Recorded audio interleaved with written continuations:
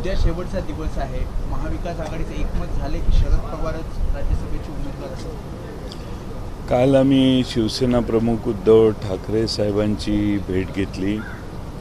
सुप्रियाताई आणि मी आमच्या पक्षातल्या सर्वच कार्यकर्त्यांचे आणि विधानसभा आणि खासदार लोकसभेचे सदस्य या सगळ्यांचा आग्रह आहे की पवारसाहेबांनी दिल्लीत असणं महत्त्वाचं आहे आणि त्यासाठी त्यांची निवड करायची ही भूमिका आमच्या सगळ्या कार्यकर्त्यांची आम्ही त्यांच्या कानावर घातली. त्यांनी आणि काँग्रेस पक्षाने आणि आमच्या पक्षाने एकत्रित बसून लवकरात लवकर आज 1-2 दिवसात म्हणजे काल किंवा आज असा निर्णय करूया. एकत्रित बसून सर्वांना विचारून योग्य तो निर्णय करू असं त्यांनी आम्हाला काल सांगितलं. ठाकरेंच्या शिवसेनेचा पाठिंबा असणार का? उद्धव ठाकरेंनी पाठिंबा दिलेला आहे का जर शरद पवार उमेदवार असतील? नाही, असं आहे की काँग्रेस पक्ष आणि उद्धव ठाकरे साहेबांची शिवसेना यांच्याबरोबर राष्ट्रवादी काँग्रेस बसून एकत्रित चर्चा करून आम्ही महाविकास आघाडीचा निर्णय करू असं ठरलं. काल भेट झाल्यानंतर आदित्य ठाकरे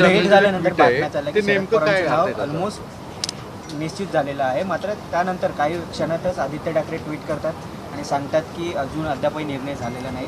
आदित्य ठाकरेंचा प्रकार विरोध दिसतो तुम्हाला? आदित्य ठाकरेंचंच बरोबर आहे, कारण अजून निर्णय झालेला नाही ना. निर्णय झाल्याशिवाय आणि आम्ही तरी कधी कुठे सांगितलं की निर्णय झाला आहे. आम्ही आमची भूमिका सांगण्यासाठी उद्धव ठाकरे साहेबांची भेट घेतली आणि मी कालही सांगितलं की त्यांनी असं सांगितलं की महाविकास आघाडी एकत्रित बसून निर्णय करेल. साहेब, आता प्रश्न आहे की पार्टीची नेमकी भूमिका काय आहे? पवार साहेबांच्या बाबतीत त्यांना उमेदवारी द्यावी असं तुमचं मत आहे का? आणि तुमच्या मित्रपक्षांची कोणाकोणाची चर्चा झालेली आहे? आमच्या पक्षाच्यापेक्षा पक्षातल्या सगळ्याच कार्यकर्त्यांची अशी आग्रही भूमिका आहे की पवारसाहेब दिल्लीत असणं महत्त्वाचं आहे, विशेषतः महाविकास आघाडीसाठी आणि खास करून राष्ट्रवादी काँग्रेस पक्षासाठी, आणि म्हणून आम्ही त्यांना ती भूमिका सांगितली. विलीनीकरणाची चर्चा आहे, त्याच्यामुळे कुठेतरी महाविकास आघाडीमध्ये आदित्य ठाकरे सातत्याने स्टेटमेंट करतायत की काँग्रेस आम्ही लढतोय, मात्र अजून कोण इंडिया आघाडीत आहे ते माहिती नाही. त्यामुळे त्यांच्यात कुठेतरी संभ्रम आहे. तो काल दूर केला काय? नाही, हा विषय त्यांच्याकडे झालाच नाही, परंतु विलिनीकरणाची चर्चाच आता नाही आहे.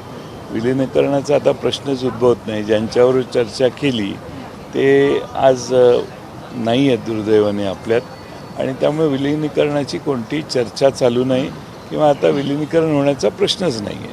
सर, पण यामध्ये आता महाविकास आघाडीतर्फे जशा उमेदवार तसं महायुतीकडून देखील उमेदवार देणार आहेत. भाजपच्या कुठं अशी माहिती होती की जर शरद पवार यांना उमेदवारी दिली तर भाजप 4च कॅन्डिडेट देईल, 5वा कॅन्डिडेट देणार नाही. मात्र महाविकास आघाडीतून दुसरा कुठला उमेदवार असेल तर भाजप 5वी जागा लढण्यास इच्छुक दिसत आहे. सोर्सेस मला याच्याबद्दल खात्रीशीर माहिती नाही आहे, त्यामुळे मी त्यावर बोलणार नाही. आमची भूमिका आहे की पवारसाहेबांनी राज्यसभेवर गेलं पाहिजे आणि त्यासाठी आम्ही आग्रही होतो. आता आज चर्चा होईल असं अपेक्षा आहे. एकीकडे राज्यसभेचा तिढा सोडवणं सुरू असताना दुसरीकडे बार्गेनिंग पॉवर वाढवण्यासाठी विधान परिषदेसाठीचं काही समीकरण ठरवलं जाईल आणि त्यानंतर समीकरण एकूण ठरेल, कसं असेल? नाही, आता फक्त राज्यसभेची चर्चा चालू आहे, कारण राज्यसभेचीच निवडणूक आहे. त्यामुळे विधान परिषदेची चर्चा सध्या झालेली नाही. पण महाविकास आघाडी एकत्रित असेल तर विधान परिषद किंवा त्यानंतरची राज्यसभा यातही काही अडचण येईल असं मला तरी वाटत नाही. शिवसेनेचा एक गट आणि काँग्रेसचा एक गट वारंवार तेच म्हणतोय की विलिनीकरणासंदर्भात भूमिका स्पष्ट करावी. तुम्ही या दोन्ही पक्षांसमोर विलिनीकरणाची आम्हाला असं कोणी सांगितलेलं नाही, पण विलिनीकरण अजितदादांच्या निधनानंतर पूर्णपणाने चर्चा थांबलेली आहे. आता चर्चा पुढे जाणं शक्य नाही आहे आणि आम्ही आता चर्चाही कोणाबरोबर करत नाही. त्यामुळे दोन्ही बाजूच्या भावना काय आहेत याला शेवटी सगळ्यांना समजून घेणारा नेताच आता नसल्यामुळे विलिनीकरणाची चर्चा पूर्णपणाने थांबलेली आहे आणि आता इथून पुढे विलिनीकरण होण्याची शक्यता नाही आहे. विलिनीकरण हाच नेमका मुद्दा होता की ज्याच्यामुळे उभाट्यातल्या नेत्यांना एक वेगळं मत होतं आणि त्याच्यामुळेच काही नावांना ते विरोध करू पाहत होते किंवा नाही, उभाट्यामधून कोणी काही विरोध केला आहे असं मला वाटत नाही. शेवटी पक्षाची स्वतःच्या सध्या सिटिंग असणाऱ्या सदस्यांबद्दल पुन्हा पक्ष नेतृत्वाने मागणी करणं हे काही चुकीचं आहे असं मला वाटत नाही. जे त्यांच्यासाठी आहे तेच आमच्यासाठी आहे. त्यामुळं त्यांच्याकडून आमच्या कुठल्या नावाला विरोध झाला किंवा त्यांना वेगळे काही आक्षेप होते असं मला वाटत नाही. काँग्रेसकडनं आणि आदित्य ठाकरे यांच्याकडनं वारंवार राष्ट्रवादी काँग्रेस पक्षानं मवियामध्ये आपली राजकीय भूमिका स्पष्ट करावी असं वारंवार उल्लेख केला जात आहे. खरं तर शरद पवारांनी मविया एकत्र आणली तरी सुद्धा पक्षाची भूमिका स्पष्ट करण्याची गरज वाटते का तुम्हाला? नाही, आमची भूमिका स्पष्ट आहे. विलिनीकरणाची चर्चा अजितदादांच्या आग्रहाने सुरू झालेली होती, पण ती पूर्ण झाली नाही. अजितदादांचं निधन झालं. त्यामुळे आता विलिनीकरणाची चर्चा कुठे होण्याची शक्यता सुतराम नाही आणि विलिनीकरण हा प्रश्न आता पूर्णपणाने बाजूला गेलेला आहे. त्यामुळं आमच्या दोन्ही मित्रपक्षाला याबद्दल आता काही शंका आहे असं मला वाटत नाही. सर, रोहित पवारांनी आता जी पीसी घेतली आहे त्यामध्ये त्यांनी एक सांगितले की VSR कंपनीच्या मालकाचा मला फोन आला आणि त्यात त्यांनी सांगितलं की माझी वरपर्यंत ओळख आहे, तुम्ही काही केलं तरी माझं काही होणार नाही. अजित पवार विमान आपल्या नाही, माझी अपेक्षा आहे की महाराष्ट्र सरकारने गृह खात्याने पारदर्शी चौकशी करावी. टेक्निकल चौकशी जी आहे म्हणजे ब्लॅक बॉक्स मिळाल्यावर त्यात काय झालं काय नाही ही एक चौकशी, ॲक्सिडेंट कसा झाला कळायला.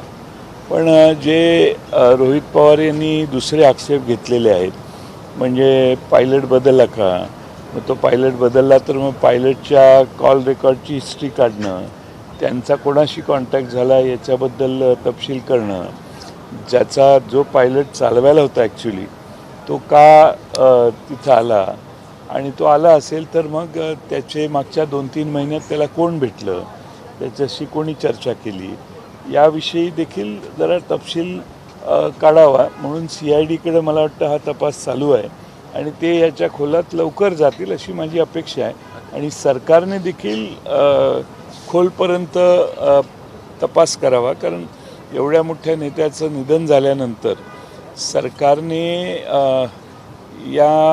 याच्यात जी काही महाराष्ट्राच्या मनात शंका आहे तो गैरसमज असेल तर तो पूर्णपणाने दूर करायचा प्रयत्न केला पाहिजे. त्यांनी प्रेझेंटेशन देखील केलं, त्याच्यामध्ये ब्लॅक बॉक्सच्यावरती अनेक संशय निर्माण केले जात होते. ब्लॅक बॉक्स त्यावेळेस व्यवस्थित होता असे देखील फोटो त्यांनी त्यावेळेस तिथे दाखवलेले आहेत.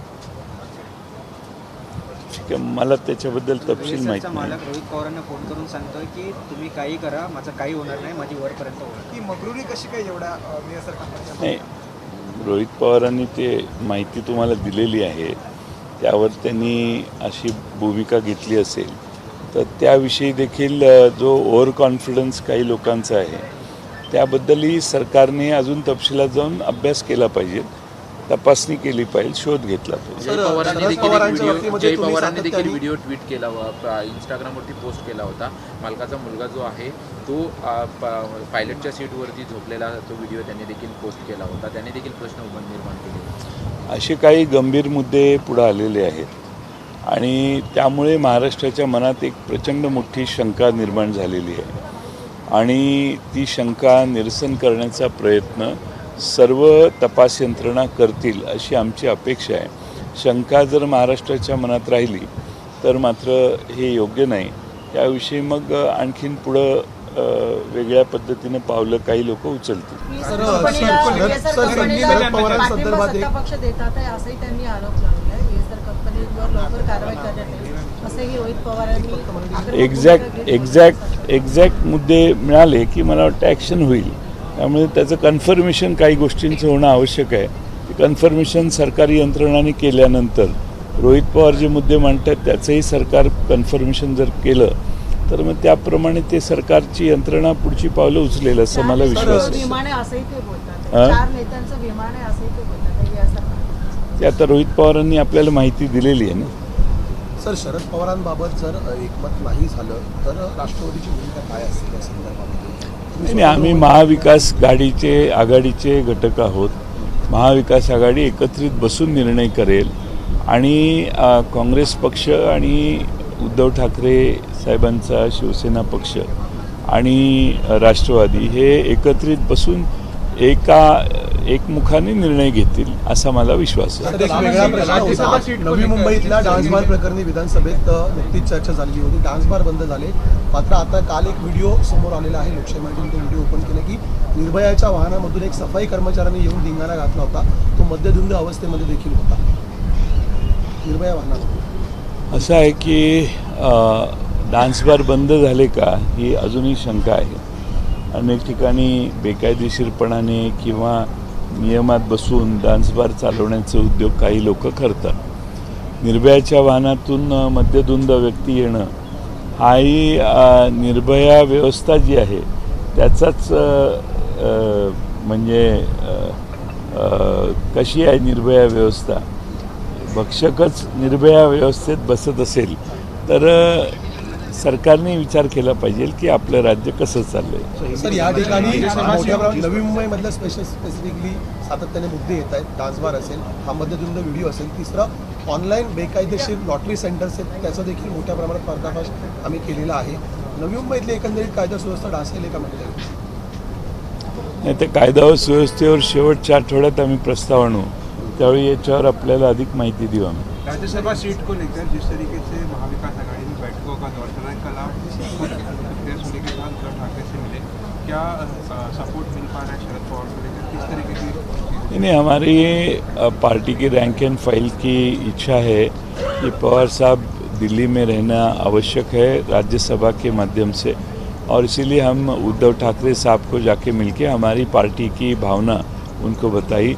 उन्होंने हमें कहा कि महाविकास आघाड़ी के सारे तीनों पार्टी एक इकट्ठा आएंगे और एक निर्णय कल तक करेंगे, यानी आज तक होना चाहिए निर्णय. सब मीटिंग के बाद आदित्य ठाकरे पोस्ट कर रहे हैं और इस तरह की बाइट आ रही है कि कहीं ना कहीं इस तरीके से बताया जा रहा है कि शरद पवार अगर चलते हैं कि विलीनीकरण का मुद्दा जो है यूनियन हो जाए या नहीं हो जाए उसको लेकर. विलीनीकरण का चर्चा अजीत पवार साहब ने शुरू की थी. अब वो ही नहीं रहे तो विलीनीकरण कहाँ से है? विलीनीकरण होने की कोई संभावना नहीं है और विलीनीकरण होने की कोई चांसेस अभी नहीं है, कोई बातचीत भी चालू नहीं है. सर, आपका असेसमेंट क्या है? चूंकि 1-2 दिन बचे हुए हैं ऐसे में राज्यसभा को लेकर, मुझे लगता है आज रात तक एक साथ आपको लगेगा?